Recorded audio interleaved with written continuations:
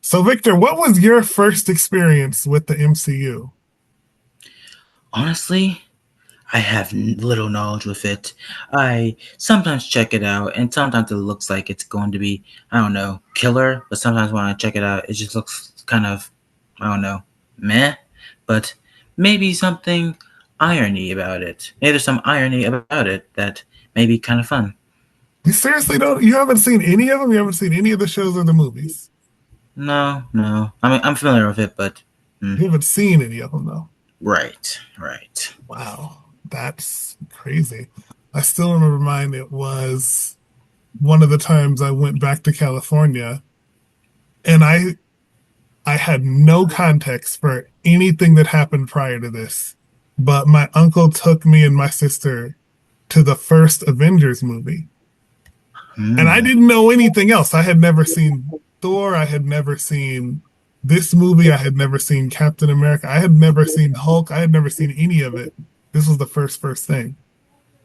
Wow, interesting. So what? What if the show gets canceled and you guys never get to do movies or anything like that? Say that.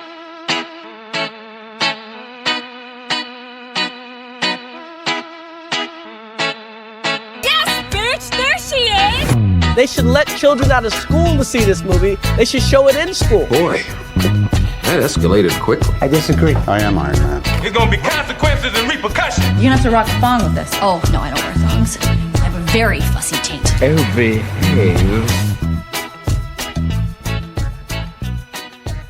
Welcome back to Not Ready for Popcorn Players, the podcast that we built in a cave with a box of scraps. My Yeah. name is Johnny Watson. And I'm Victor Higgins, but tonight I'm Tony Stark's bitch. Whoa. And today we are reviewing the one that started it all. It pains me to say this as a DC fan, but this is one of the biggest movie franchises of all time, media franchises of all time, and it all hinges on the movie that we are about to review today. If this movie had not gone well, I don't think the rest of it is guaranteed. I think that they are on a very shaky ship and they might not get the money and the support that they would need to make the rest of it. Of course, we are talking about Iron Man, led by Robert Downey Jr. And yeah, there's a lot going on in this one. There's a lot that it led to, as we know. Yeah, there's a whole lot to it, and kind of going into this movie, I already kind of set my expectations low, to be honest, because I'm not too familiar with the Marvel universe. I feel like I should be, of course, but I am not. Just a lot of those movies seems like I understand the hype for them and why people like them, but it just seems like they're not really like my personal cup of tea. I'm not even sure why, but again, just like not for me. And I was kind of hoping maybe this movie would kind of make me curious of like checking out the other movies, but unfortunately, it did not do that. And kind of starting off hot here, this may actually be my least favorite movie that we've covered so far. Ooh, your least favorite out of all of them. Okay, why do you think that was? I don't know. That's kind of a good question. I guess like just I feel like I was missing a lot. I feel like even though actually correct me if I'm wrong. Is this the very first movie of the Marvel universe? This is the very first one. This is the first of the whole entire thing. Nothing has been established yet. There are things that are canon before this, but we don't find them out until later movies. Yeah, because it does kind of seem like there was some sort of like like inside knowledge to this that I feel like I probably should have known, because I feel like a lot of different things kind of went over my head. So that's an interesting part about this. Mhm. If when this movie actually came out, obviously all the things they know about the current MCU, that was not established yet. However, if you read Marvel comics, some things would turn on the light bulb for you. Like when he kept saying, oh my gosh, I don't remember what they were calling it. But it's called Shield, but Phil Coulson keeps saying the full drawn out name of it.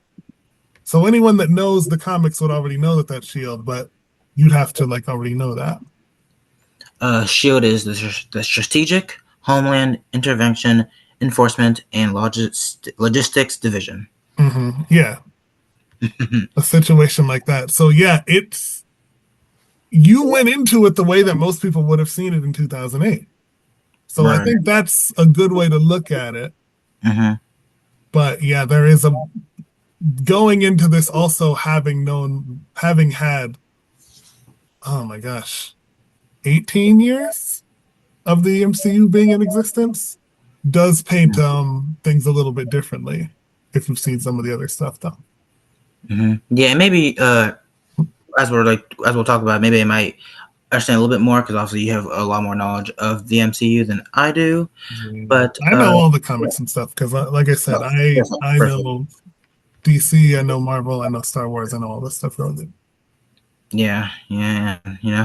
But before we get into that, let's talk a little bit about Robert Downey Jr. as a cast member. Yeah. So he had, what was it? It was one season in 1985.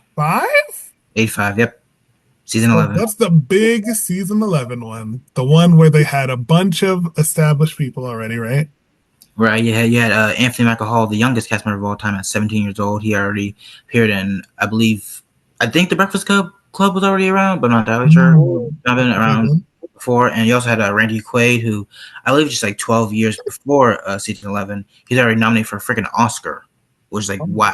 Like, imagine if that's another did nowadays. That'd be like, all eyeballs will probably be on them, and probably all eyeballs were on them when they be like, oh, wow, you have an Oscar-nominated cast member here? Like, interesting. Yeah, and crazy. Was this guy there? A year prior. The year prior? Damn it, I was so close. I was so close. Yeah, also you had Joan Cusack, the brother of John Cusack. I'm not entirely sure what was Joan's like filmography before she got on SNL, but right. Yeah, you had her. You also had two pretty much unknowns, but I feel very important cast members of like Terry Sweeney, the first openly gay cast member, who I think did really great, and Deanie Travans, the first repertory black female cast member, who I thought did absolutely amazing. Mm-hmm. And also Damon Wayans. We'll get to him at some point in this podcast for sure, because he's got a pretty good set of movies. Oh yeah, mm-hmm. Yeah, and just like a whole lot of people. There's also like one short-lived guy by the name of Dan Vitale, who's only on for like 3 episodes, and I found out that he was only on for a short period of time because at the time he's going through rehab, and I guess like it got like to an extent where he's like, okay, I can't be on SNL anymore. So yeah, and of course the people that stayed on for that year were Nora Dunn, John Lovitz, Dennis Miller, and A. Whitney Brown. Mm-hmm. And it's like it's a whole whirlwind of a season. It's definitely not great. I'm actually kind of a defender of it because while I don't think it's a good season, I think it's just a fine season. I feel most episodes. I feel like they were caught in a very messy situation. Right. And plus, it's a weird mishmash too. Like you're bringing very well-known names that aren't really sketch performers at all. So yeah, it's like a weird mishmash. And I guess in hindsight, it also looks weird because at the time, it was already crazy enough that you were coming off a situation with so many stars in season 10 that were already relevant, right. And you're keeping some now.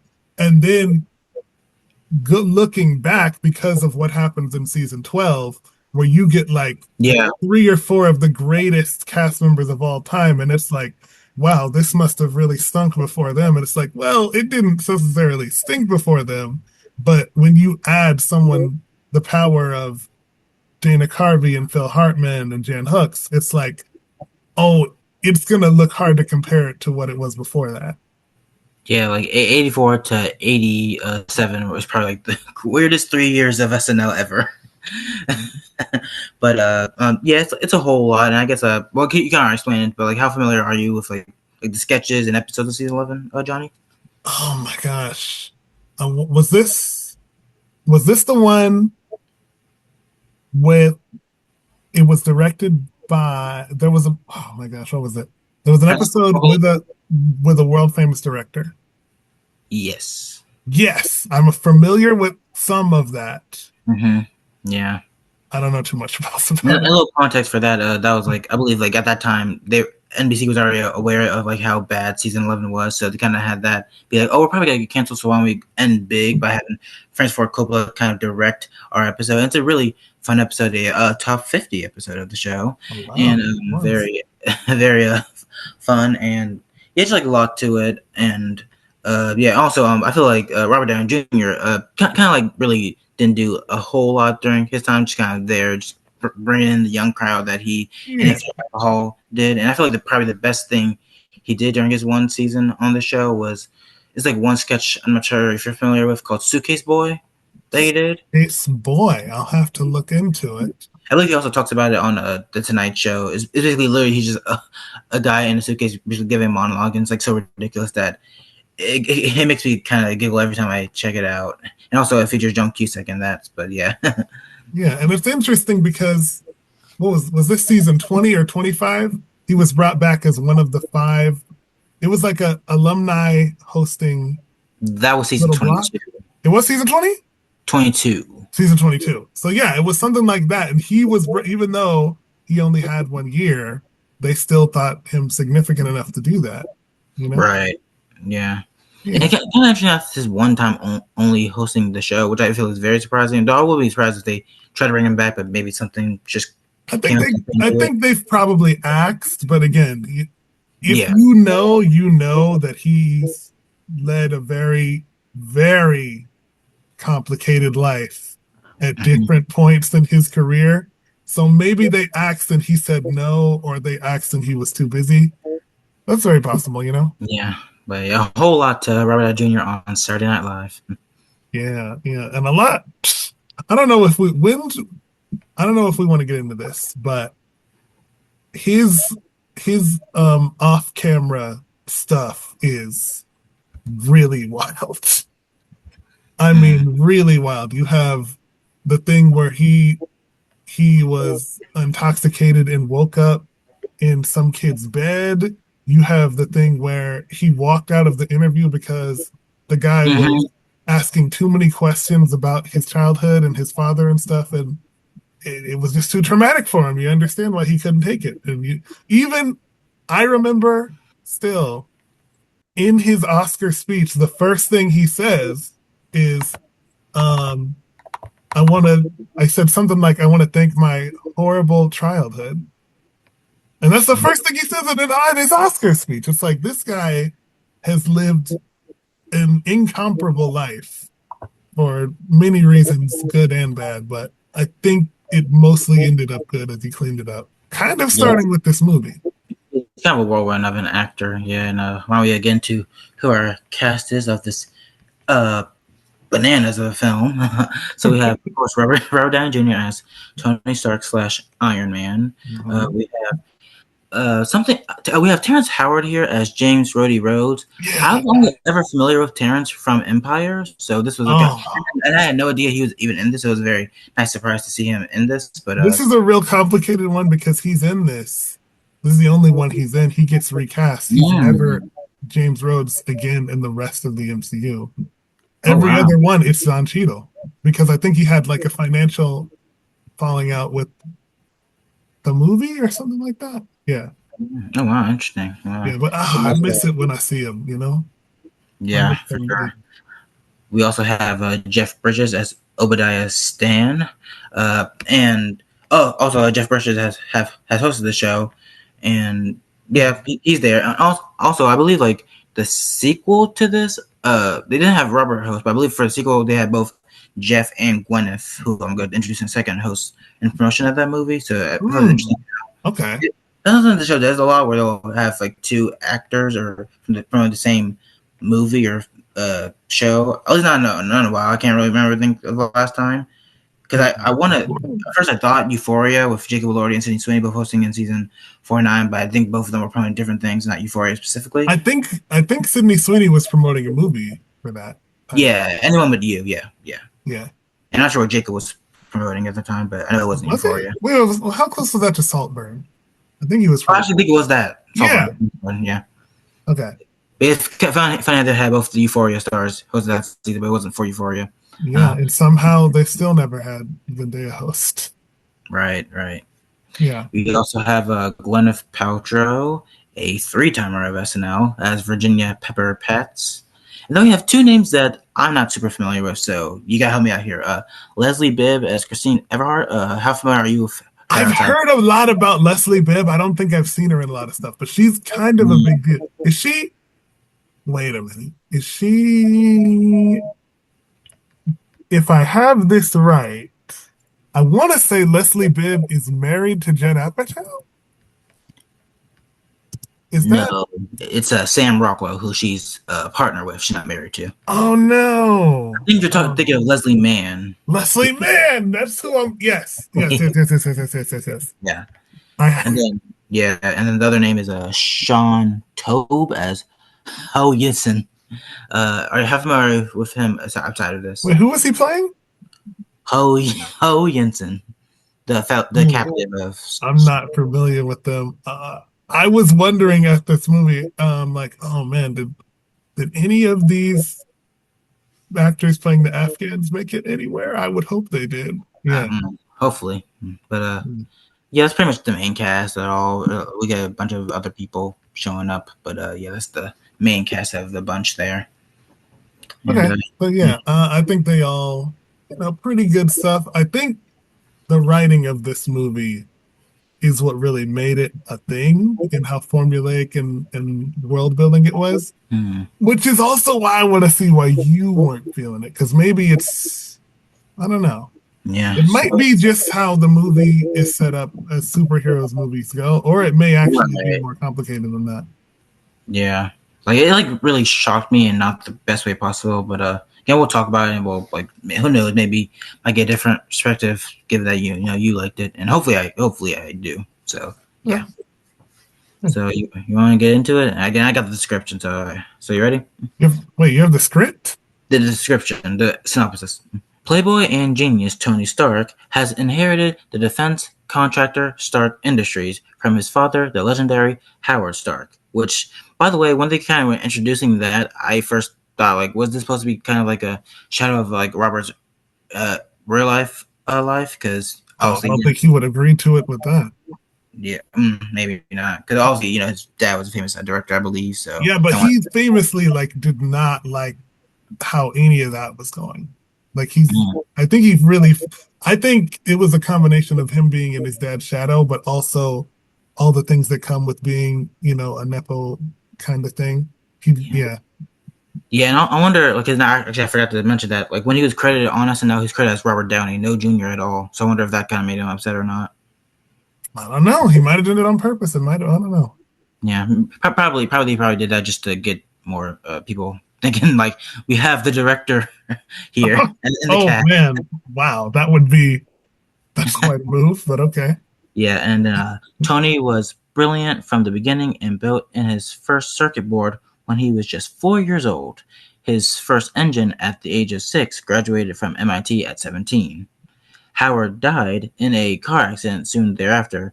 Obadiah Stane took over the company till Tony returned to Obadiah Stane. Thank you. Till Tony returned to take over at the age of 21. Tony has successfully unleashed an array of smart weapons that have changed the face of conflict forever. What you think there?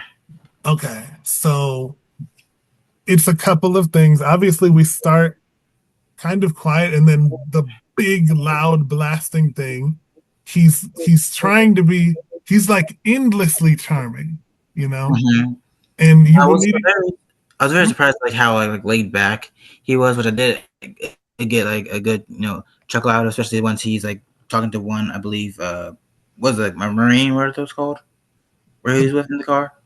I don't know. I think it was an airman and like 3 soldiers, I want to say. Yeah, so I'll just say soldiers. Like when he's like a soldier, was, hey, can I take pictures? Like absolutely. Like, oh, no peace sign. No, we can do a peace sign. Like he's like so chill and laid back. I didn't think that was fun.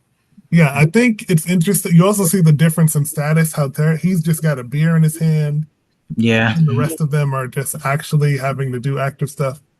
And then I like how they set this up, because it sets up immediately, and it's because of a lot of things going on in the world right now.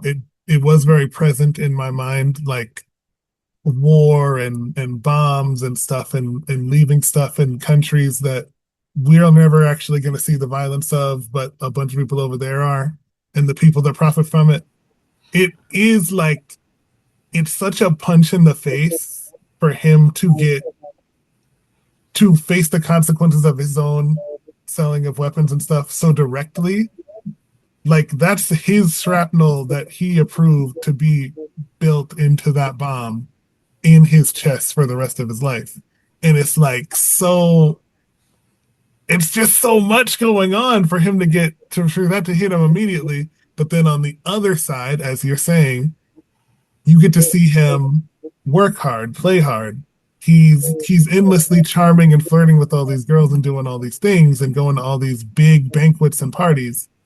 But you also see him doing all this engineering stuff. You see him like overworking in some ways, you know? So I think it was good to establish both.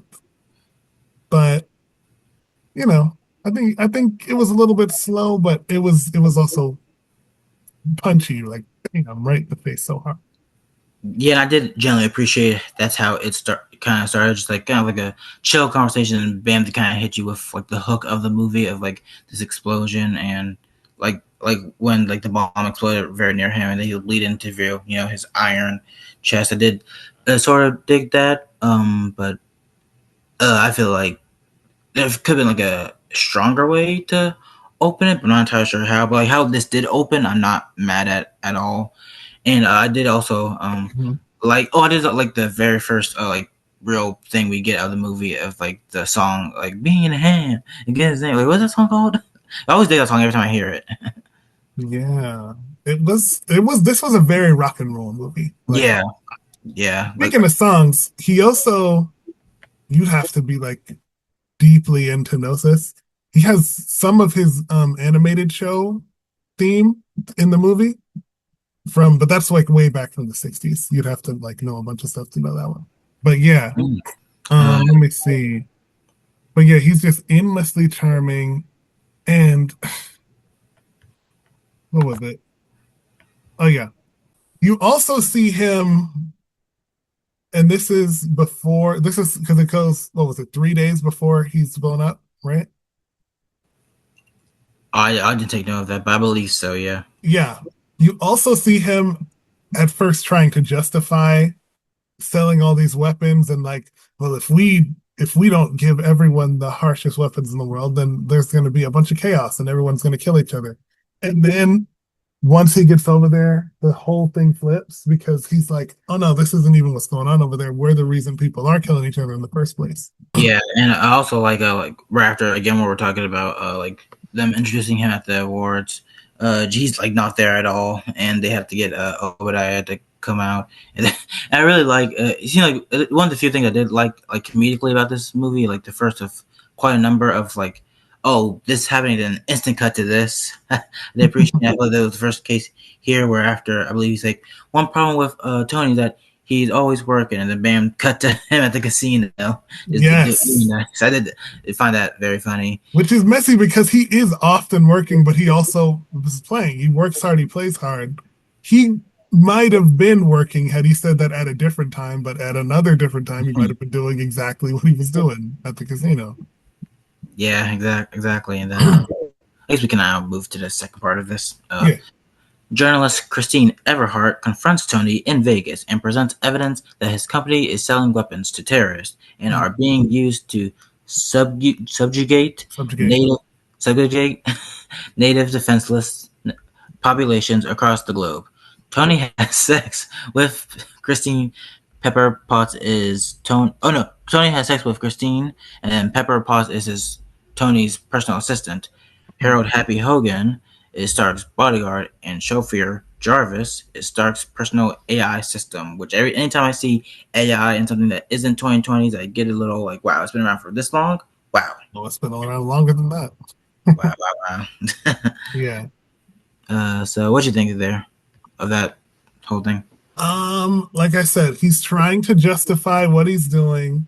I think it's interesting that they go in this direction because again, it would lead to so much when we're only talking about this movie, that they go in this direction with his staff, because it's Pepper and Happy. Happy's barely in this one.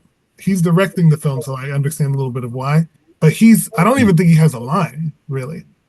But Pepper, it's interesting knowing too much about this, that they end up together while she's also cleaning up after a girl that he had a one night stand with. It's really, and yeah, it's like, wow, you really know too much for someone that's about to start dating someone, I would say. Yeah, and I really liked like when she's about to interview him, they don't want him to interview her first, but then they're like, oh no, she's cute, she's like safe, she can interview me. So, Yeah, and I had to get a kick out of that. And again, another instant cut where I think they're talking and bam, immediately just like making love, where they have sex and then they fall over almost immediately. So like that I did appreciate. And again, it kind of shows and then like you his go to, charms, like yeah, it kind of just shows his charm, where it's just like he's like this chill dude, who's not taking himself too seriously, and it does make me like his character more. Because one thing I will say about this entire movie, because even though it didn't fully click for me, I do love Robert's portrayal as Tony Stark here.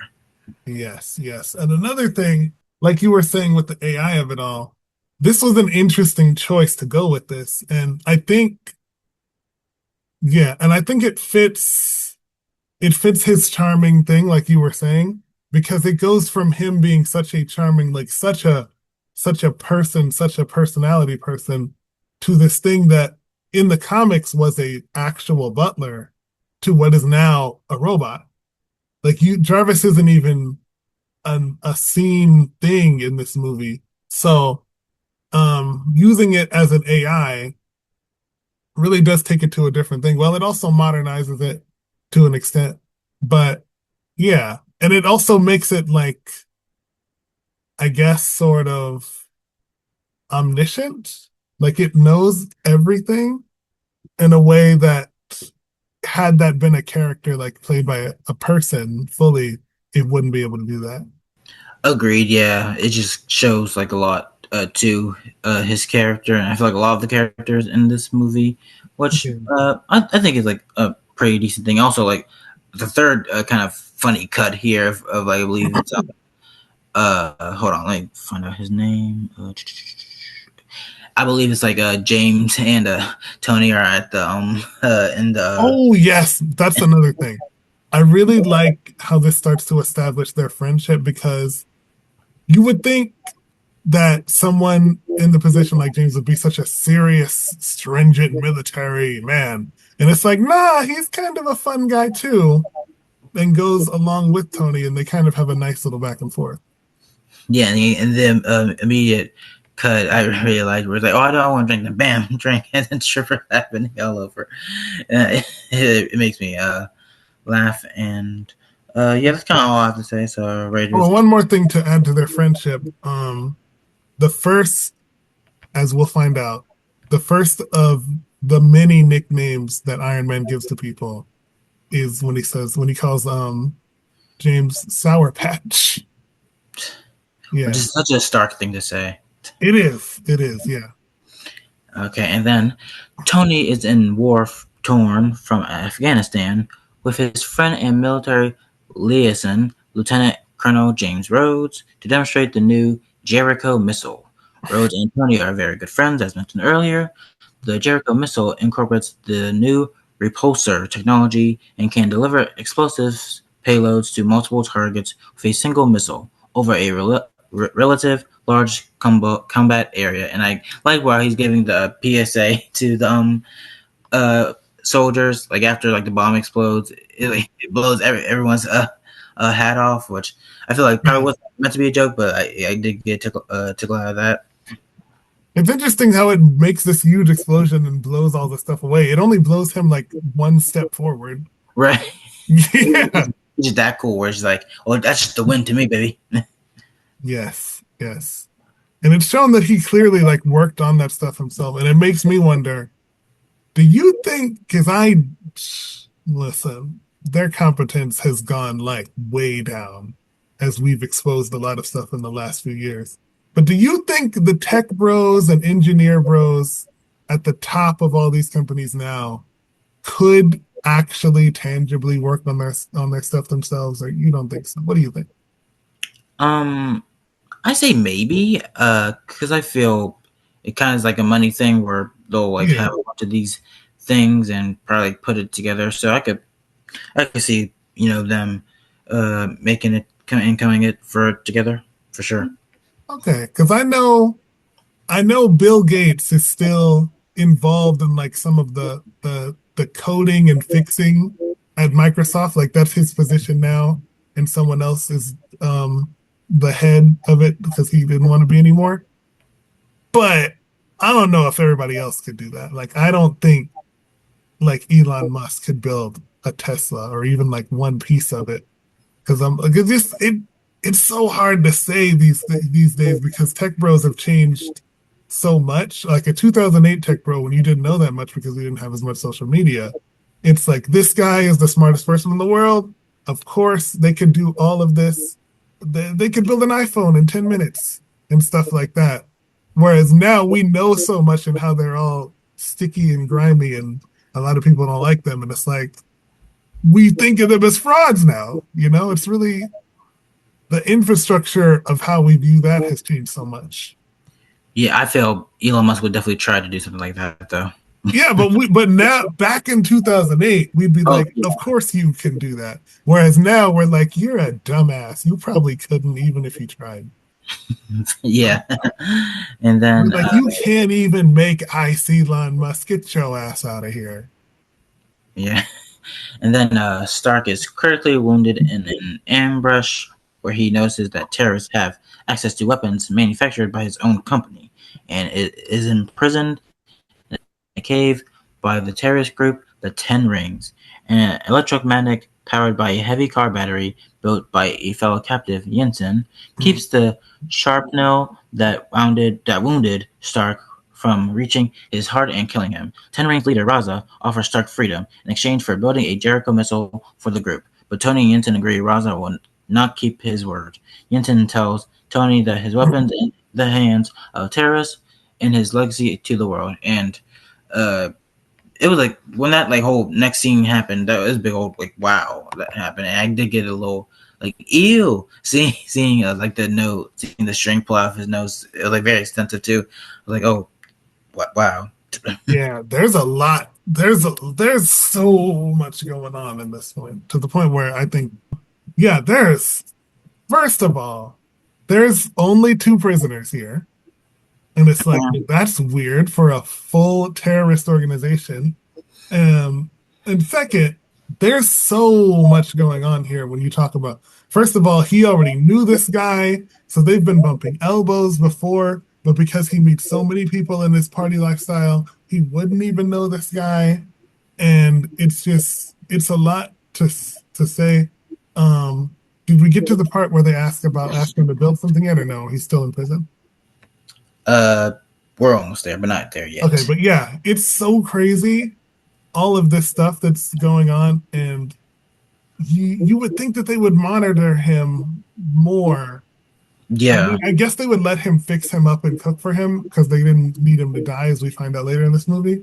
But it still feels like they kind of were fumbling this from the beginning of how they dealt with Tony Stark.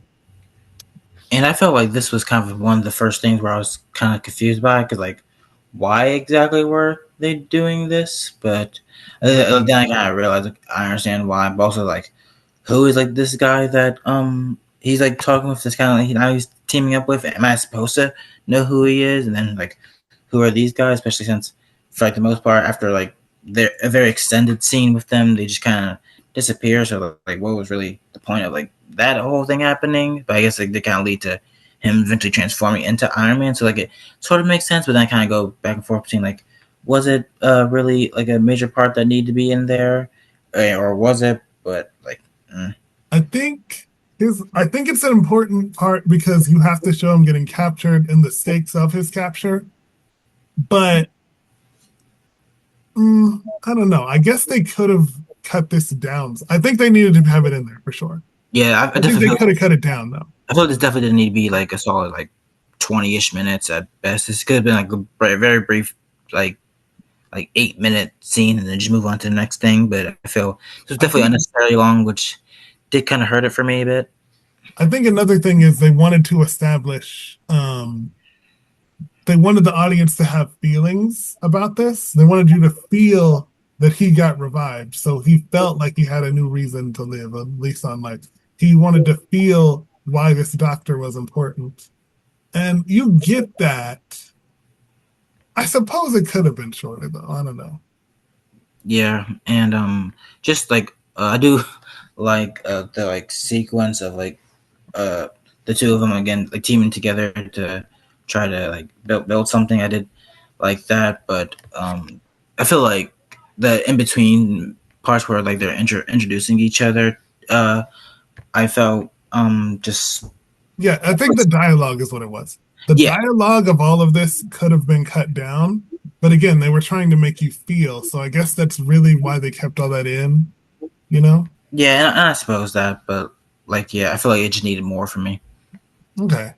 Tony and Yinsen used the components from the other missiles, also manufactured by Stark Industries, and extract padillium, a precious metal, from it. They used the limited force forge facilities available to them and work meticulously.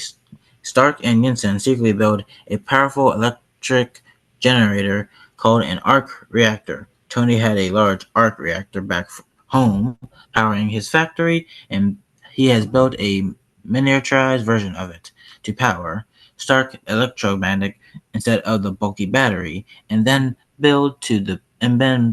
begin building a suit of armor to escape. The suit is a very basic design, heavy and bulky.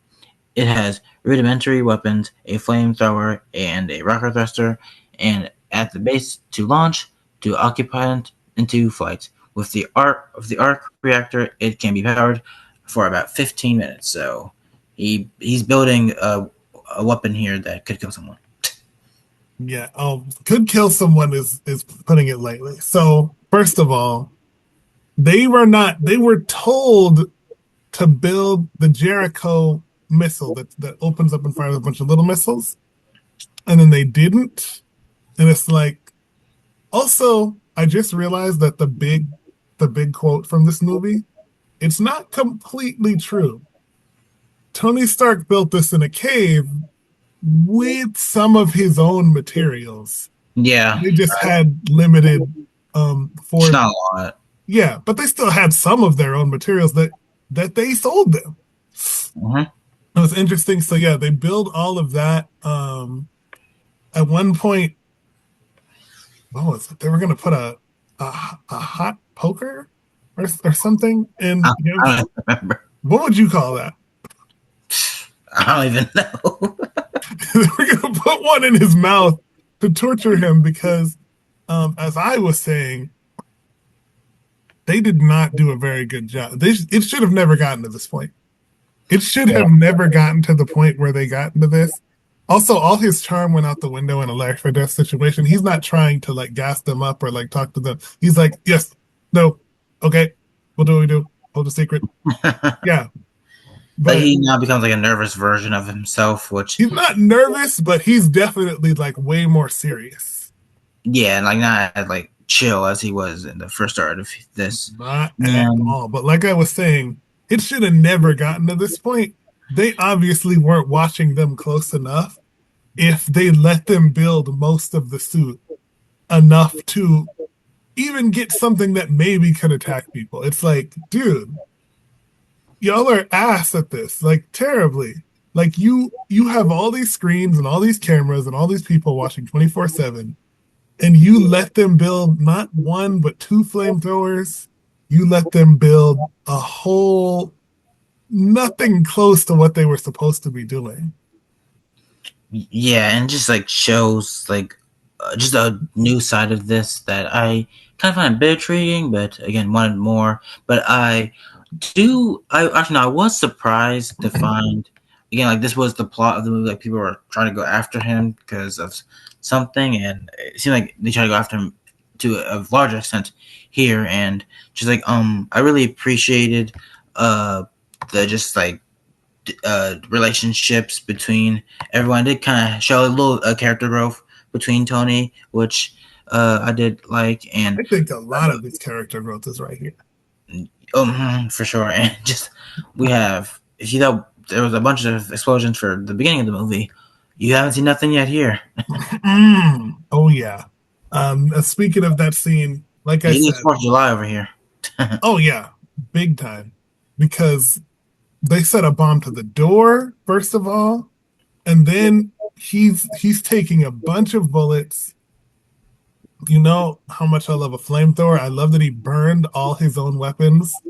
It immediately takes his, like, before he's like, that's millions of dollars in technology and we can't do that, and but now he's like, now that I could have died from it, I don't want anyone to have this. I'll destroy all of it. I don't care how much it costs me or if it loses this as a customer. It really goes to show that things just change when it's a life and death situation. Yeah, and I feel like it's got to be very scary because after all the explosions, he like jumps a couple miles and then the whole suit crashes. Yeah, he flies like legitimately. but it was kind of funny when he crashed like that. Yeah. And at first I was thinking he should be more injured from something like this, but when I see he has a broken arm, it's like, well, okay, I guess you could have like at least one broken limb and that's fine. Yeah, you can't be too realistic, I guess. No, I think it's realistic that he broke something. If he had walked away from it with just like blood on his cheek, like, oh man, I guess I fell 70 feet from the sky and I'm fine. And it's like, no, you better have at least a broken arm. Like, ow. Just continue on. Guys, I think I sprained my foot, but I'll be okay, even though I fell from 300 feet in the air. And this was another, I'm not sure if it was supposed to be fine, but the way he was like, kind of walking until like help arrived, it made me laugh. Right. Yeah, like that. I believe like his shirt, like underneath him, he's like walking. Like, oh yeah, people got to do that because it's so hot in there. You got to use your cold sweat to keep you cool, or you'll pass out. Yeah, and then we see James again, and I believe this is the scene where he's like, "Oh, like, do you need help? Or I just really want a burger. I just want a cheeseburger." Oh yeah, yes, yeah. Which at that point is like very relatable, and like this scene lasted so long, I kind of forgot like there's other characters in it because like because it's so actiony. He's escaping, he's developing. They also kill Yasmin in this because he goes out, like he does this to try to keep this guy alive, which is like, damn, man, you really couldn't have gone out any other way. But it's sort of like he died so he could move on, which another thing I'm thinking about now, that would be a very formulaic thing that the whole MCU does, like even to this day, where they kill a character early to spur the hero late. Yeah, I thought they may do that just to kind of make the premise, a little more, have a little more oomph to it. Yeah, yes. And then, after being rescued by Rhodes, Stark returns home and announces that his company will no longer manufacture weapons. Obadiah Stane, his father's old partner and the company's manager, advises Stark that this may ruin Stark's industries and his father's legacy. Tony reveals to Stane, or Stane or Stane? Am I saying that right? It's Stane. So, okay, Stane. Like he's a stain on this movie because he's an asshole and the colonizer. Right. Yeah, Tony reveals to Stane that he has built a new manufactured arc reactor. The reactor has the power to provide clean energy to the entire planet. So get excited for Earth Day, y'all. Yes.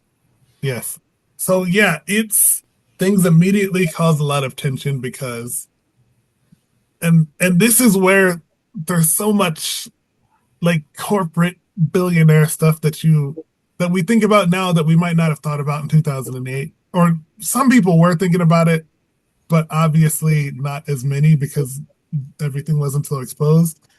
And it's like you see Stane and you see Stark, and they are two sides of the same coin. One wants to make money and use their company for good ethically and do all these things, and the other one is like, I'll fuck over anybody to get my thing as long as the check clears. And it's such a it's such a true thing of the world where it's like you have the one side that actually cares about people and the other that's just trying to get the most money. I thought a lot about like Milton Friedman and stuff like that in this because it was like Obadiah Stane is the definition of the person who thinks the only responsibility of a company, the only purpose of a company is to make as much money as possible. And Stark sort of represents the old school way before that way of thinking, where it's like, no, I want to help the people, I want to make the most stuff. And it also makes you think he genuinely thought he was saving and protecting the world with these weapons until he found out the truth. Yeah, I feel they do definitely make a great job of having him like kind of seem like the not even a good guy, but like not something that someone you want to root against at like this point for like a good while. I feel like they should do. He's not fully good. You see some egotistical driven decisions, right? But he's way different than Stane. Yeah, but I feel like kind of just based off his look alone, being bald and having that big beard, which I feel like if you're bald in a superhero movie, you're likely not always going to be the great guy.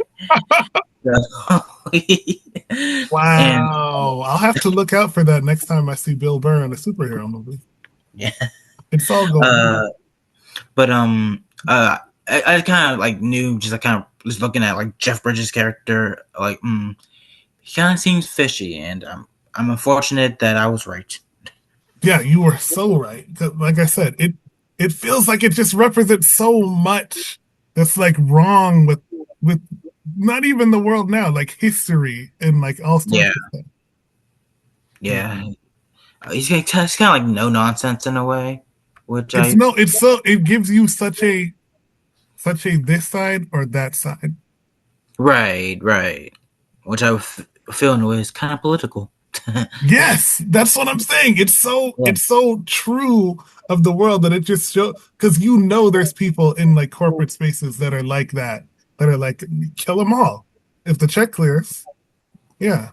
Before we get to the next thing, I just want to mention two quick things. One, I like how when the meeting is about to start, he wants everyone to get on, like sit down because he's so tired. Did get a kick out of that, and I believe like when we like cut to the next scene of like Pepper at the home, we see this crazy commercial. Oh, yeah, with the Mad Money. Yeah. Yes, Mad Money felt so 2008. It felt so 2008 on what would it have been? CNBC, CSNBC. Yeah, CNBC. Whatever it was, them business channels. Right. Man, it's just, and it, like I said, it just shows so much. And it, again, I don't think Tony Stark feels this way unless he goes through what he did.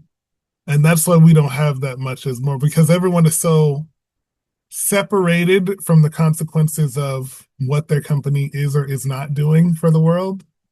But when it hits you in the face like that, like when you could die for it, you're like, oh shit, I need to stop doing this because I'm affecting me and everyone else. Right. And then in his home workshop, Stark builds an improved version of his suit, as well as a more powerful arc reactor for his chest. Personal assistant Pepper Potts places the original reactor inside a small glass showcase through Stane's request. Details on his work, a suspicious Stark decides to keep his work to himself. Mm-hmm. So, yeah, I think things are getting interesting here, because this is the part I think could have been cut down. Because they spend a lot of time just showing him building it and like using the robot arms and doing like nerd stuff and engineer stuff. And it's like, while I understand what they were trying to do, I understand they were trying to make that look cool. It's not gonna compare to the actual action of using it when you're building it. Right. And it's another thing that I feel goes on just a tad bit too long, because I understand, because like you gotta like have that like montage of him doing it to eventually lead up to this epic moment of the movie, which I definitely think is very necessary.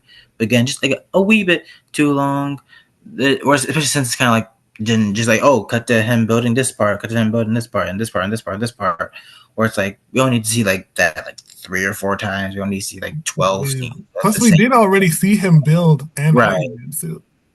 We're Right. just seeing him view it with better technology now. Yeah, I feel if this was maybe the first montage, I wouldn't really hate it. But again, since we already saw 2 of these where it's the same thing, Yes. it did turn me off a tiny bit. Yeah, I think it is fun that they did show the test where he blows himself back and smacks himself and falls down. Yeah, he had to get a good kick out of that. Because while he is like kind of the good guy, it is still good to see someone like so rich and so powerful be a doofus and hurt himself. Right, and I feel that's definitely why this is a very popular movie. Because even though I feel like, again, I'm not too familiar with Spider-Man, but I feel with those movies, like they kind of like establish him as like this sort of like goofy, like chill guy, but also like a very cool superhero that's like very inspiring. And I always do appreciate that as well, because again, it just shows that like not all of them can take themselves seriously, and I feel that's how a lot of movies, especially with someone supposed to be like the main character and like the like top dog of the house, it shows that like, hey, I'm still like a cool guy. I can still play silly and not take themselves again too seriously.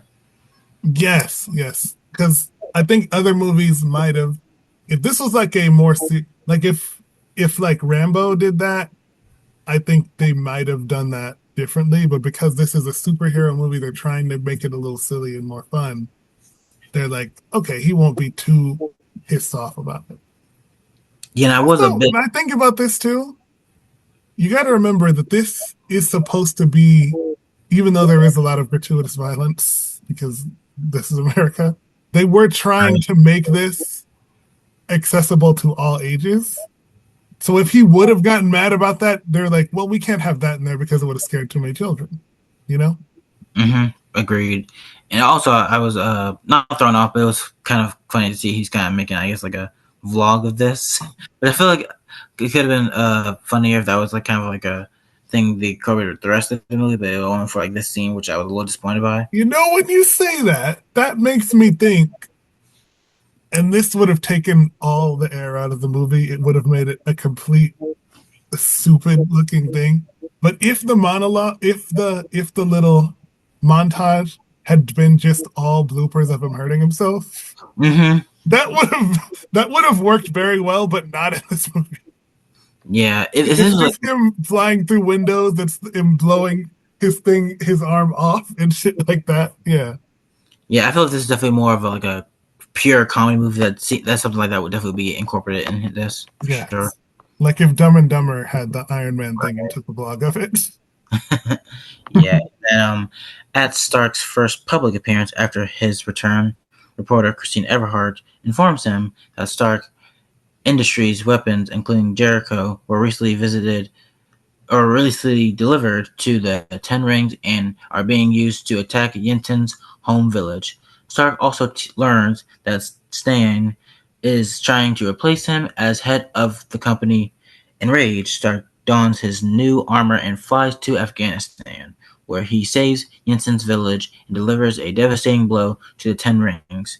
While flying home, Stark is shot by 2 F-22 Raptor fighter jets. He phones Rhodes and reveals his secret identity in an attempt to end the attack. And it's kind of seeing all these different... Seeing Afghanistan, this reminded me back of when we covered Zoolander. Like, there's a project in this movie. Oh, wow.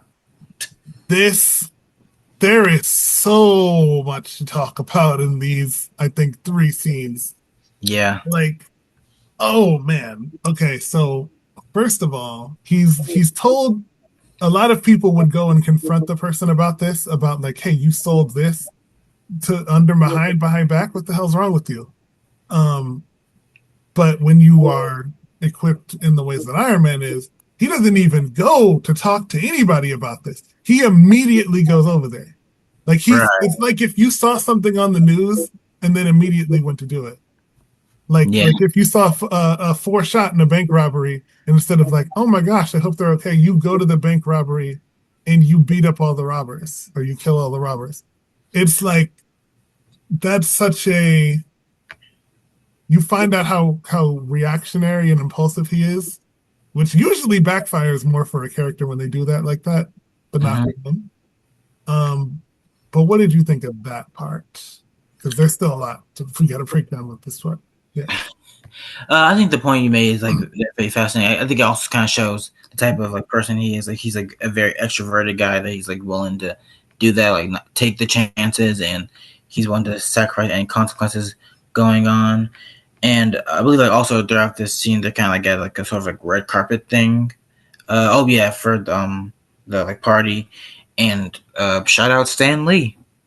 Oh, yeah, that's I wasn't sure you'd catch that one.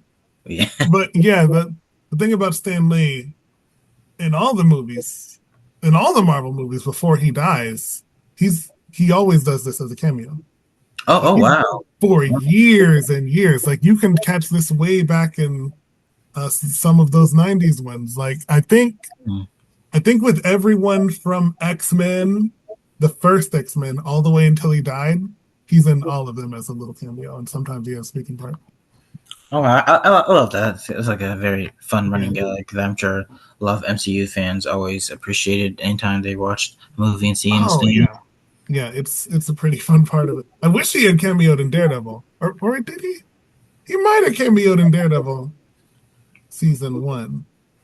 But did that come out before 2018? Because I believe that's when he died. Yeah, it came out in 2015. Oh, okay. Interesting. He might have been in it, and I forgot. I don't know, but he was probably definitely in Daredevil. Okay. Yeah. And then what happens after? So he goes over there, and like you said, it feels kind of political because, yeah, there's a lot going on with all sorts of terrorist representation and Muslim representation and stuff we're still trying to figure out right now. But it does get down to another thing that's literally happening right now. This terrorist group is ruling over the general public of Afghanistan. Yeah. Which again, that's the current situation. The Taliban rules Afghanistan literally right now. And it does make you think about the stakes of all this, especially when you see they're so harsh about it too. They're like, get all the women in the trucks faster, and they're pulling this guy away from his family and they're about to shoot him, and it's like, yo, it's kind of rough, but it's also very realistic, you know? And then when he saves them in such a heroic way, it's really crazy. And at first I thought like, okay, this feels, a little like white saviory, but then he does something that I appreciated. And then you think about it later in the movie and it's like, well, he's still doing some ego-driven stuff, but I like that he did this. He leaves the main terrorist, the leader of that cell, for the villagers to do what they want to do with him. He's not taking any credit. He's not like, I saved you from this man. He's like, do what you want, and just flies away. I like that they did that. And I'm very surprised that that's not something that, from what I've seen of Iron Man, that's something that get brought up of like, like this, like how, like other part of it being like kind of political. And actually, correct me about this. Is the other Iron Man movies kind of political, or is just this one? That's the thing. I haven't seen the other Iron Man movies. Oh, okay. Oh, well, that's. I've only seen this first one. I saw this first one once several years ago. Listen, I haven't seen all of the MCU. I haven't seen Thor 2. I haven't seen the other 2 Iron Mans. I have seen every Captain America somehow, but I haven't seen all of them. So I don't know if the other 2 are this political. I know AIM shows up in 2, but I don't know much about it. Well, we'll definitely put a pin in that when we cover that in the future, because that would be a big surprise for both of us. Yeah. But what were you saying also about? he's at the dinner, and he sees Pepper Potts here looking all purty at the dance. And right. But yeah, it was still. Wait, did you skip onto another part or no? Oh no! Like right after they meet, after the Stanley scenes, there's that. Oh, the show is. You're right. There's a lot of intimacy with Pepper in this. That's right. That's weaved in between, but it's not the main story. But it's weaved in. It's interesting. Agreed. And it's not like a side story, but it's definitely an important part of it. And then, meanwhile, the 10 rings gather. Oh, wait, we didn't get to the part where the fighter jets. Okay. All right, we'll talk about that. Okay, yeah. So, and then you start to see the situation of how he feels about other people because they attack him first because he's flying in a no-fly zone, right? Mm-hmm. And then when he accidentally blows up one of their planes, they, as he said, they hit me. Mm-hmm. He saves their pilot from falling to his death, and it's like, oh, so now even the small individual thing is also getting taken care of, including the big thing. Yeah, and this is like the worst scene where I believe like they then cut to his home. He's still like working on like the hand of the Iron Man. For some reason, seeing like a news story about like what's going on amused me again. Even though I'm sure it was not supposed to be amusing at all. And I believe like he starts testing it, and then he destroys most of his house. Oh yeah, they did do that at some point, and yeah, well, didn't he destroy? No, I think that's later.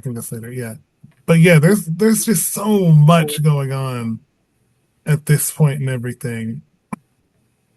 Oh, wait a minute.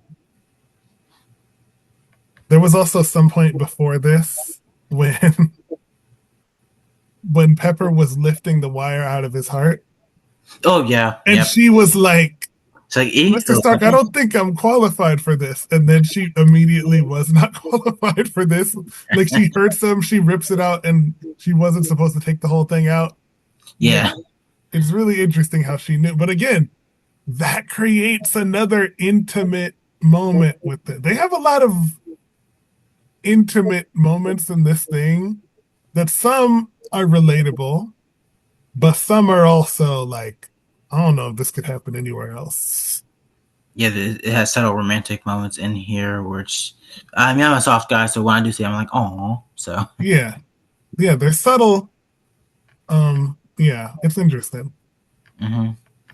And then, okay, yeah. So, meanwhile, the 10 rings gather the pieces of Stark's prototype suit and meet with Stain, who subdues Raza and has the rest of the groups eliminated. Stain has a new suit reverse engineered from the wreckage, seeking to find any other weapons delivered to the 10 rings. Stark sends assistant Pepper to hack into the company computer system from Stain's office. She discovers Stain has been supplying the terrorists and hired the 10 rings to kill Stark. What? But the group reneged, whatever that word is. And then Potts later meets the agent Phil Coulson of the Strategic Homeland Intervention Enforcement and Logistics Divisions. Long name, come on. Well, that's why it's called. Well, if you know your stuff, then you know that that's actually S.H.I.E.L.D. Yeah, Agents of S.H.I.E.L.D. Yes. Yeah. But what do you think of that whole thing there? I think oh yeah. First of all, like I said, I know they're terrorists, they're bad guys, but you know what? He comes in here, straight up steals this thing from them. I know there's no honor among thieves, they're all bad people here. But at the same time, it's like, bro, you're the rich white guy coming into this brown country and stealing their stuff. I know they're all bad, but it's like you're like double evil to me for doing that kind of stuff. But I would expect nothing better from Stain. Right. Obviously. And I feel this was a really great way to like then make the like transition of like, oh hey, I'm actually the bad guy. And yeah, it is a good transition because you think that the 10 Rings leader is going to be the bad guy, and then he cranks it up a notch because it's like, oh no, you thought he was bad. Well, now I'm the worst thing in this movie because I've killed the biggest bad guy in this movie up to this point and stolen his stuff. Yeah, and good acting from Jeff Bridges here because like the way he starts getting like kind of creepy with it, I think it's actually like really great here. And just like the scene where like Pepper is trying to like get the documents to help him. And yeah, Pepper is it's a very another thing where it's fascinating when you know how a lot of the rest of the MCU plays out. Mhm. To see her so like little and timid and like scared, it's like it feels like also I guess part of this is how my perception of Gwyneth Paltrow is in general, because she's a big, huge CEO and all this stuff now. Yep, But I believe. it's so weird yeah, she's the leader at Goop. Yep. Yeah, but it feels so weird to see her so little and timid like this. And she's like, oh, I'm so scared to put the flash drive in the thing. And I'm so, and later when you know other stuff about the MCU, and I don't want to give too many spoilers away, but Pepper is hard enough to get her own Iron Man suit at one point. And I'll just leave that there. I'll just leave it there. We'll get to that when we get to it. I'll just leave that there. Yeah, But it's gonna be a ball when we cover Infinity War, I'm sure. oh my, who are you telling? Who are you telling? But yeah, We but might yeah, get that party for that one. yeah, we're definitely gonna need some guests for that one. But Yeah, yeah, it's so crazy to see her so like small and scared of everything in this, and I'm like, it's like she must have done so much, just an immense amount of character development over the next, I guess it wouldn't be the full 17 years, but over the next 10-ish years, because it's like she gets so much harder than this, and it's hard to even believe that she was this very scared.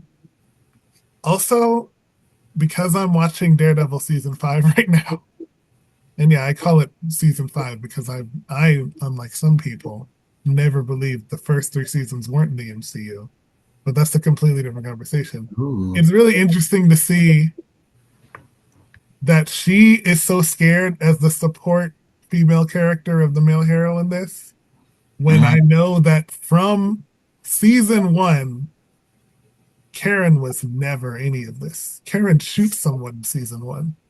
It's like, wow, they really changed how their support female characters go as this thing grew. Wow, I'm learning so much today. I love it.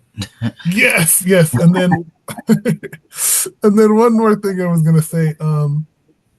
Coulson comes in and tries to get this all together, but he's very persistent with it, while also staying so subtle, because it's like he is, I guess you would say, the line that leads to the much larger universe, as we see in the post-credit scene of this movie. But he keeps it so subtle.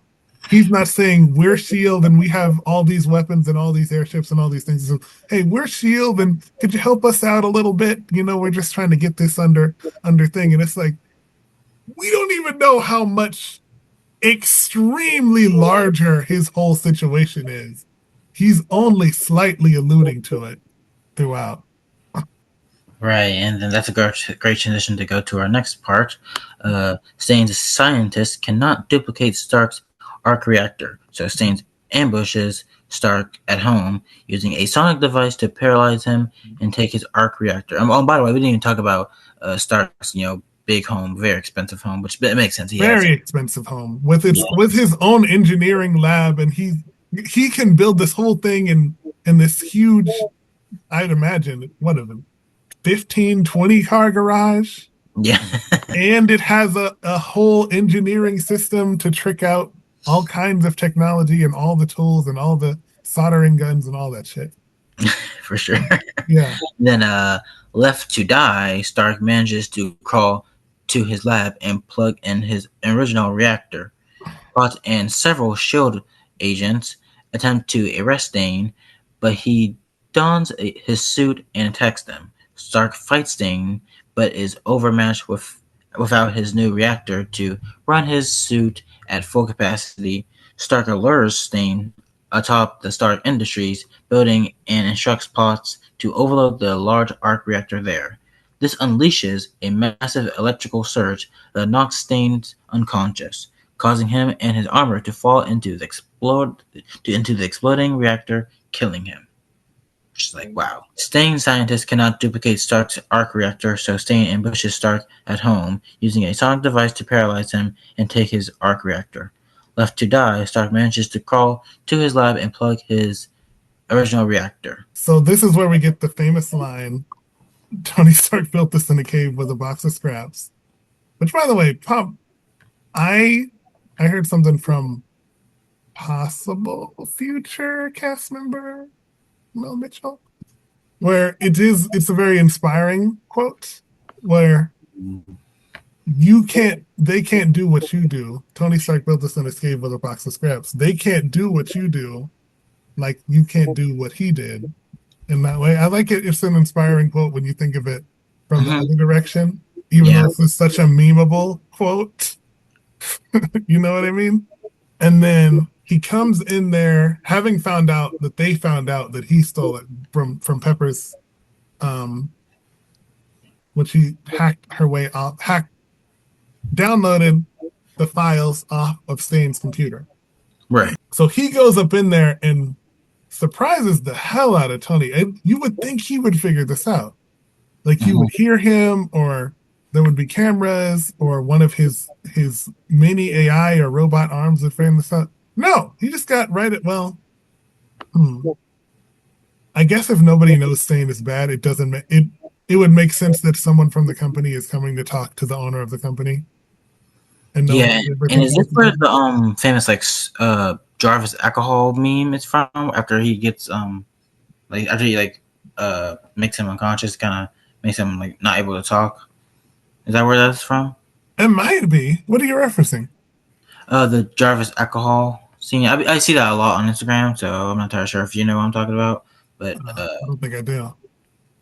But yeah, it looked very familiar. And also, this whole thing, the greatest science experiment ever. Just want that. Yes. Also, such a dangerous weapon. I understand. I mean, the government wouldn't approve of this. He literally he doesn't even have to touch him. Like this feels like something that the government would approve of, but they would not let it be in the hands of any civilians. Yeah, very. This is an experimental CIA thing. Right, agreed. Potts and several SHIELD agents attempt to arrest Stain, but he dons his suit and attacks them. Stark fights Stain, but is overmatched without his new reactor to run his suit at full capacity. Stark lures Stain. Okay. So they're getting in this fight. I think I had thought about it differently, because I knew that there was something when he flies up in there. The first time I remembered, I thought he sacrificed himself almost when he almost froze to death. No, that was a different point in this movie. It's when Stain almost freezes his suit, which is actually the advantage in the fight for Iron Man. Right, but it does get a little bit sci-fi technical when you get out the atmosphere of the Earth and it starts freezing and stuff like that. But what did you think about that fight? Because it was a hell of a fight. Yeah, I actually did think this was kind of the redeeming point, because I feel like I'll get to overall, obviously at the end, but I feel like at this point I was just kind of bored with it. But this did provide some nice action, which I think is always a nice reliever for any superhero movie, and I feel this was definitely not any exception at all. And again, a lot of various different things happening. I feel my favorite part was when I believe a car is about to explode.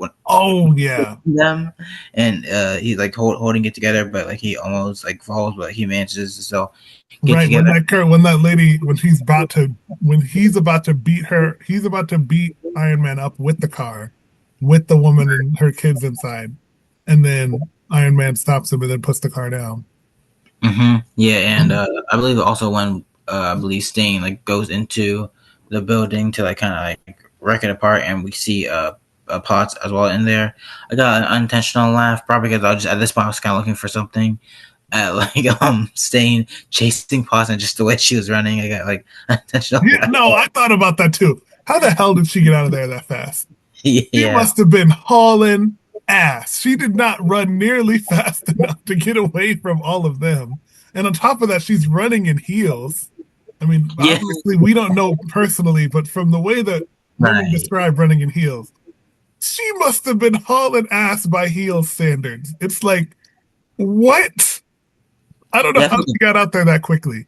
Yeah, I feel at that point you just have to take them off and just start running. You might hurt your foot. That too. It just felt unrealistic because it doesn't look like she's running full speed, and yet she gets out of here just in the nick of time. I don't know if that was like a camera trick or maybe Gwyneth Paltrow was running full speed and it didn't look like it, but this does not look like it should work at all.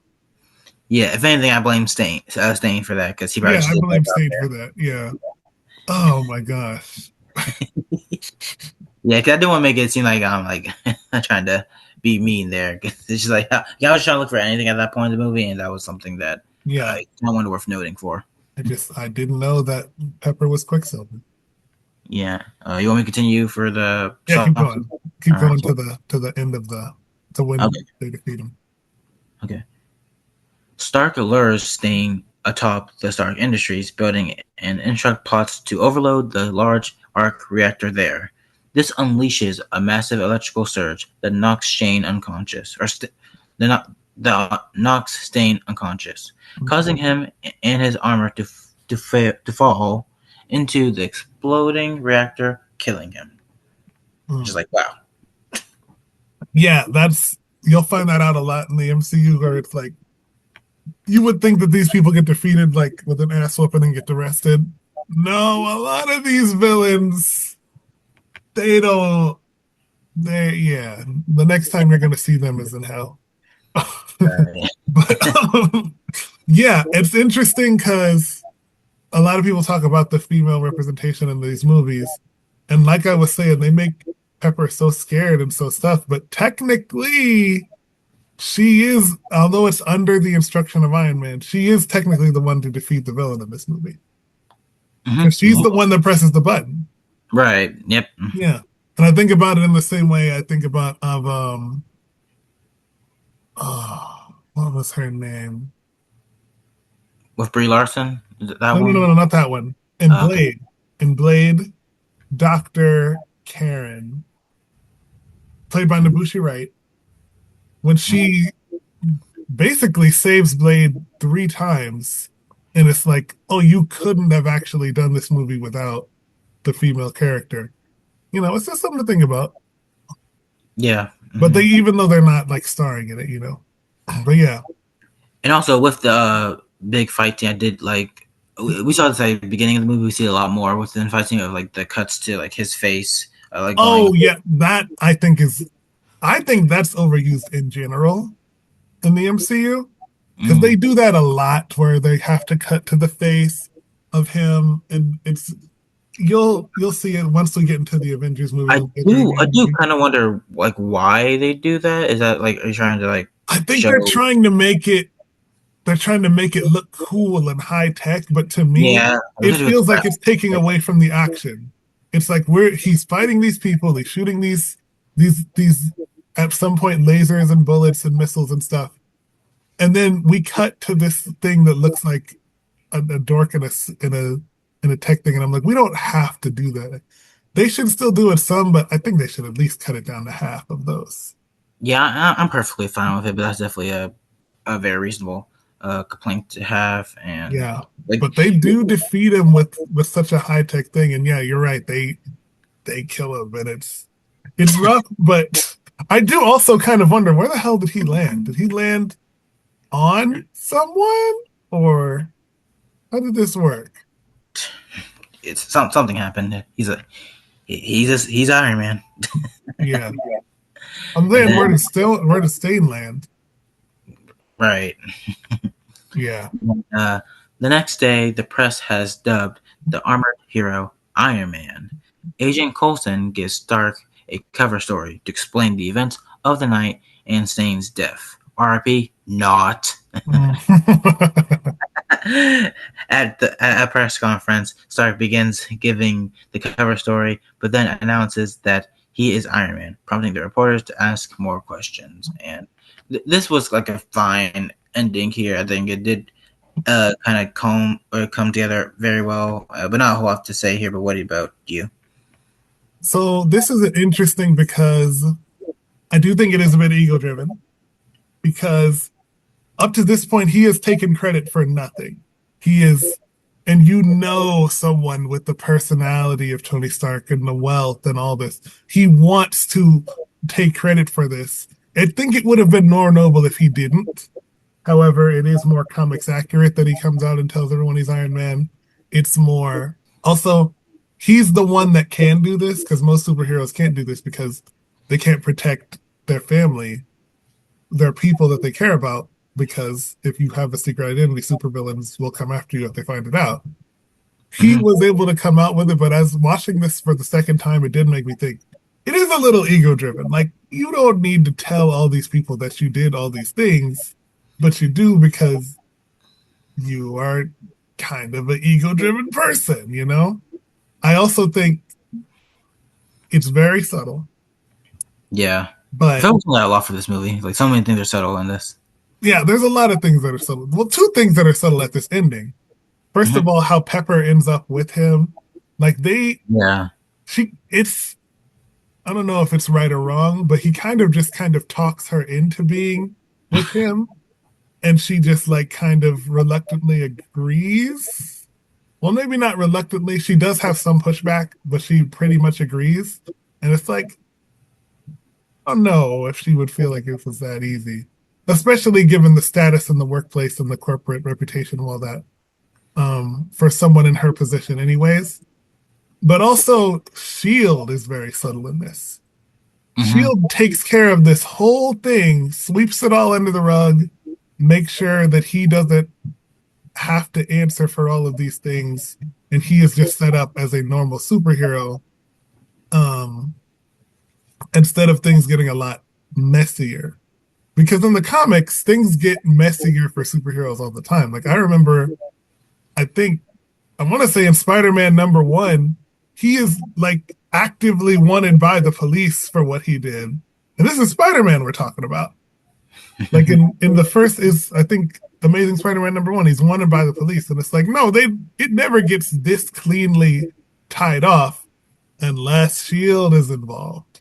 Which is why they get this on. They're like, well, no one needs to be arrested.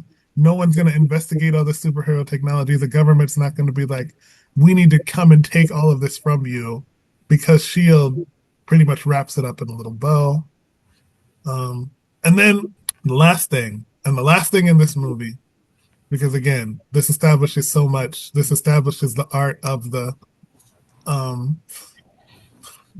post-credit scene, which is interesting because you're younger than me. I'm sure you've seen this in so many movies that you've gone to in the theater. How many times have you seen where no one wants to leave the theater even though the movie's over while the credits? Oh, I'll admit, I'm definitely that person in general. I like to just watch.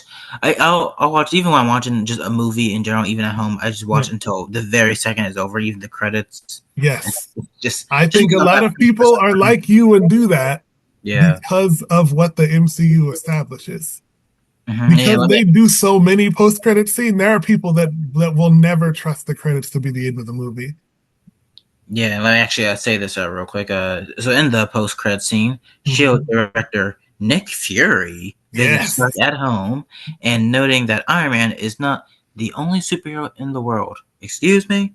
Says he wants to discuss the Avengers initiative. Yes. And a question, was Nick Fury already like a person before this movie, or they just kind of like, okay. In fact, there were two versions of Nick Fury. There was the original, which was the white one, Agents of S.H.I.E.L.D. and all that. And then his son in the Ultimate Universe is the one that plays, that Samuel L. Jackson plays, is more modeled off of, because he's the black one. He's the son of him. He looks more like bald and with the, but they both have the eye patch, by the way. Right. But, it's, that part is what I think leaves this open to everything that we have since. He literally says, you just opened yourself up to a much larger universe. And it's a precursor for everything, like even to now, even to episodes of Daredevil that came out this week. It opens up way, probably, if I'm being honest, even more than they thought at the time.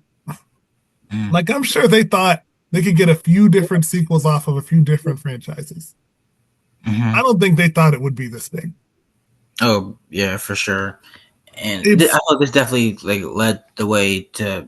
They definitely set this up like, oh hey, we're making more of these, y'all, whether you like it or not. yes, and that's why I say this is the one that started it all because Right. if this movie isn't successful, if this movie doesn't make the type of money that it makes, then the other ones, I'm sure that they had part of the Hulk already shot, but they're not just making all the other stuff if they don't have a proven successful track record. And this starts all of that, and it turns into a snowball. It's huge now Yeah, because of this movie. and this is a definitely an intriguing way to end it. I feel like if I was enjoying this movie, I'd probably be like, oh man, I gotta see like how like this continues on. But while Right. And that's intriguing, an interesting thing about this because, well, actually, given that he's going to be Doctor Doom, as of right now, you only have, oh man, 6 more of these. In case you don't like any of them, you have the 4 Avengers movies and also 2 more Iron Mans for now until he comes back and plays the other one, which he may not be the lead of. But yeah. yeah, I think like with the exception of Black Panther, I think it's the first really Marvel movie I've seen. This is what I asked you about in the Hold Open. Oh, So your first experience with the MCU was yeah. I think in general, I feel like I forgot that because it was like so long ago, and I think it was a movie where I wasn't really fully paying attention to it, so that's why I just kind of like blanked out. So Okay. yeah, so that's probably why I forgot about it. Right. Okay. But yes, that does count. Damn it. Come on. Curses. That's it. Okay. But yeah, that's the movie. Also, very cool credits to it. I liked how they were showing like, the very Yeah, graphic. very techie, very rock and roll, you know? Yeah, but overall, talking about it, definitely made me feel a tiny bit higher on it, especially now that you give me a lot of information, and Yeah. now I feel so, Also, all the information I gave you and any other listener of this podcast, this isn't even a fraction of a fraction of a fraction of. I was trying not to be the know-it-all that told way too much. yeah, There are there's more stuff that I didn't tell you than 3 of these podcasts combined. yeah. Like there's way, way, way, way more than that. But I was trying not to be like a know-it-all, explain every intricate detail of the MCU, you guys. Yeah, hopefully, like when we release this, some people could like fill us in of different things Oh my about god, Marvel. there's people way, way, way deeper in the rabbit hole than me, and I'm only this deep because again I read comic books and stuff, and I know I'm just a fan of the whole thing, not just the MCU. But there's some people that are way deeper in this. Yeah. Mm-hmm. Yeah. So, as usual, now let's kind of talk about like how this might have affected RDJ's role. And I see like right after this, he did the Incredible Hulk as Tony Stark. I believe a month after this came out. Yeah, like, it was probably just a little cameo thing. Yeah, and then this is 2008. Then after that, he did Tropic Thunder. Then 2009, he did The Solarist, Sherlock Holmes, which I felt would be very interesting. Sherlock Holmes, isn't that way? No. He does Dr. Doolittle right after he leaves the MCU. Sherlock Holmes is early. Yeah, this was 2009, I believe, and then yeah, and then 2010 he did the I'm a sequel. big fan of Sherlock Holmes. I watched a lot of Elementary. And then into the sequel to this, he did Iron Man 2 in 2010, and then Love and Distrust, and then Due Date, which Due Date. Was he a lead in Due Date? oh yep, he did with Zach Galifianakis. So that's gonna be a very fun one. That sounds like a fun one. Yeah, then he did for 2011, 2012, 2013, he only did one movie. 2011 he did Sherlock Holmes, and 2012 he did The Avengers, and he did the third Iron Man movie in 2013. Yes, and Avengers was a big. Again, that was my first. I didn't know anything about all of that. Like I still wasn't even reading superhero comics at the time when I first saw Avengers. I was still only reading Archie comics. Yeah, then he went to court, and then did the Judge, legal drama, which I've never heard of. So that'd be very. Oh, with Robert Duvall, R.P. to him. So, oh, okay. And then 2014, he also had a cameo in the road comedy Chef, starring Sofia Vergara and John Leguizamo and Colin Jost's wife, Scarlett Johansson. That's another thing that's going to come up when we get to Iron Man 2. I believe that's the first appearance of Black Widow in the MCU, which then kicks off a long-running situation of her being Black Widow, including the Black Widow SNL sketch of the Black Widow movie. That ended up being nothing like the actual Black Widow movie. They made it like a rom-com. She's just a girl in the city, and then you see the real Black Widow movie. Then it's nothing like this. It's a dark spy thriller. Nothing like this. I know they were trying to be funny, but they got a 0 out of 0 on predicting that movie. Don't forget that one until you start talking about it. Yes. And then from 2015 all the way to 2020, he also only did one movie. So it seems like he didn't do a whole lot. Because he did Avengers, Infinity War. From 2015 to 2020, each year he only did one movie. So from 2015, he did Avengers, Age of Ultron. In 2016, he did Civil War. 2017, he was in Spider-Man Homecoming. 2018, Infinity War. 2019, and so wow. Want to say that again? All kind of stacked in 2019. Oh, and 2018 Infinity War, and then 2019 Avengers Endgame. Yeah. Then in 2020 he did I believe kind of infamous Doolittle movie. Have you seen that? That was the big deal because they were like, "What's the first thing he's going to do now that that's done?" Yeah. Oh, right.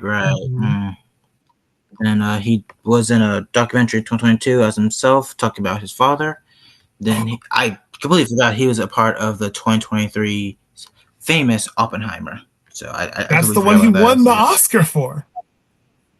Yeah. Wow. Yeah. Time is much, y'all. I know. Then last year he did. Then he didn't do anything in 2024, and then last year he did the Fantastic Four, First Steps. He was a small, slight part in that, because that's the other thing about this. Because the MCU has been trying to find itself for the last 5 years, they just said, "Fuck it, bring him back as Dr. Doom." And now, I don't know if he'll lead those movies, so we might not have to cover him, but he'll definitely be in those as the main, probably tie-through antagonist in the same way that Thanos was the tie-through for several years. Yeah, and plays character named Victor, so heyo. Heyo. I don't think that's the Victor you want to be named after, dog. Any Fantastic Four fan will be like, no, that's the last Victor you want to be associated with. And then also he was a executive producer in 2025's Play Dirty, starring Mark Wahlberg. So interesting there. And then this year he's going to do another Avengers film, Avengers Doomsday. That's supposed to be the really, really, really big comes one. out. Yeah, because he is Dr. Doom in Doomsday. Interesting. And then at some point he's going to appear in the sports comedy drama All-Star Weekend, starring Jamie Foxx. So interesting there. Awesome. So yeah, that's his film. Obviously, this definitely helped him a lot. I kind of wonder, feel like this is the, what were you going to say? I feel like, was he really a huge name before this? Because he did do a lot before this. He was not thought of as a leading man because of his irresponsible past and his drug abuse and things like that. And then when they put him in this, it was like, oh, it's proof that he can be a leading man. That's what I understand. I don't know how close to the truth that is, but that's the way that I've seen it. Oh, wow. Interesting. Also, even though we obviously are a movie podcast to talk about some of the TV shows he did, it was the executive producer of Perry Mason and Sweet Tooth. So I think that's very cool. Yeah. Oh. Wait, is Sweet Tooth is that the show where Stephanie Beatriz is on and they're in the really violent? Is that the Peacock show? That's the Netflix show. Oh no! Yep, I have it wrong. I'm thinking of the super violent. What's it? Something metal. they're riding around in their cars and they're like got like guns. Mm, I don't know what it's called, but I know Anthony Mackie and Stephanie Beatriz is on. Somebody knows what it's called, but it's yeah, based on yeah. a video. They'll let us know. Yeah, but I do see Will Forte is in this, so that's interesting. that should be okay. But yeah, Mhm. it's real interesting. I think this is the one that got him together as a person, kind of. Like, I don't know how seriously he was taking things before this. It definitely feels like this was that. I don't know how true that it may be. Because also looking back and seeing that this caused a full string of movies, like he was set in a franchise for like a little over a decade. So this sets you up you're locked in. Like I believe the MCU gives out what 6 film contracts and things like that. So he was like Oh, wow, really, really locked in. wow. If they I, if they did that from the beginning one, I don't know if they started doing this in from day one in Iron Man, but I know that when I started hearing about Sebastian Stan and they're like, yeah, he has a 7 film deal with us. Or this person has a 8 film deal. This person has a 6 film deal. So it's like if they were doing that with him, it's like, oh, you gotta lock in and be responsible. And mhm. that would definitely turn you into a different kind of person. Yeah, and how many like Marvel movies in general did they make after this? I feel like Oh, that's a lot. I think it might be around 30, coming up on 30. Mm. Let me see for sure. And I'm not sure if she ever stars in one, but I believe Julia Louis-Dreyfus is in a good amount of Marvel movies. I'm not sure if she ever stars in them, but like expand our coverage of Marvel movies there. Yeah, I believe it says that there are about a little over 30. So I think somewhere around 33, 35, 36, 37, something like that, with Mm. many more on the way.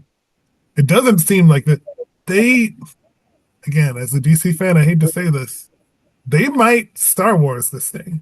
They might not end. They might be able to come back many, many years from now and start again whenever they want. Mm. Yeah, yeah. Yeah. Well, I hope you like this episode. A very interesting episode. Probably most interesting so far. So we're doing good. We're doing good. Yeah. Yeah. Yeah. Check me out on my usual socials at I'm Alive 5 zeros afterwards on Instagram and I'm Alive 419 on Twitter. I'm doing stuff and it's good stuff and you better check it out. Yes. Check me out on Oversimplified Productions on YouTube. He_gentleman on Instagram. Toxic Hoops Takes on TikTok. And though it's not completely ready yet, it might be out by the time we drop this episode. We are going to try to create an Not Ready for Popcorn Players Discord. So you can discuss things about SNL and give us movie suggestions. A few other things in there. We're not completely done with it yet, but we'll get it done soon. And we'd love to see you guys over there. Hope you guys had a fun one. Yeah. And again, Yeah. if there's a lot of other people, what were we going to say?